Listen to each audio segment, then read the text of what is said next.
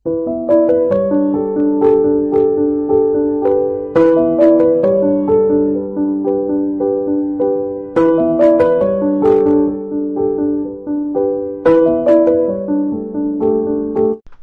Friends, ఎలా ఉన్నారు friends?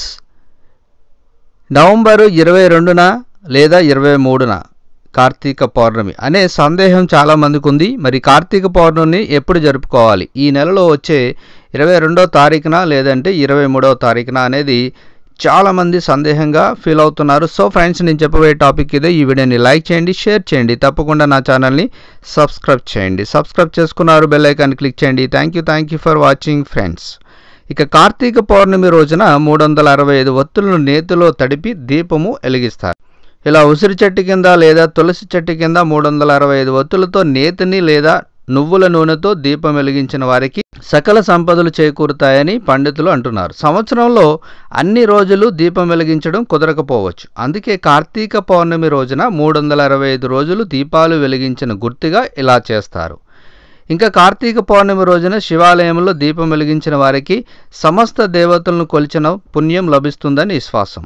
అందుకే ఆ రోజున శివుని తలచి ఉపవాసం ఉంటారు.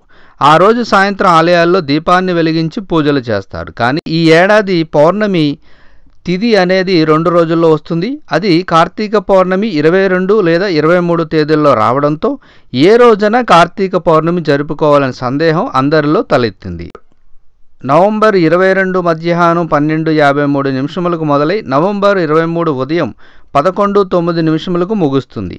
మరి పౌర్ణమి తిథి ఉండే రాత్రి 22వ తేదీన రావడంతో ఆ రోజున కార్తీక పౌర్ణమి జరుపుకోవాలని ఆధ్యాత్మిక పండితులు సూచిస్తున్నారు. నవంబర్ 22వ తేదీ రాత్రి మాత్రమే పౌర్ణమి గడియలు ఉన్నాయి. 23వ తేదీ పౌర్ణమి గడియలు లేకపోవడంతో 22వ తేదీన పౌర్ణమి పండుగ జరుపుకోవాలని ఆధ్యాత్మిక పండితులు సూచిస్తున్నారు. సో ఫ్రెండ్స్, మరి 22వ తేదీనే మరి కార్తీక పౌర్ణమి అనేది ఖచ్చితంగా పండితులు చెప్తున్నారు. అదే రోజున ఆ గడియలు ఉన్నాయని చెప్తున్నారు. అదే రోజున మరి కార్తీక పౌర్ణమి జరుపుకోవాలని వారు చెప్తున్నారు. Thank you for watching.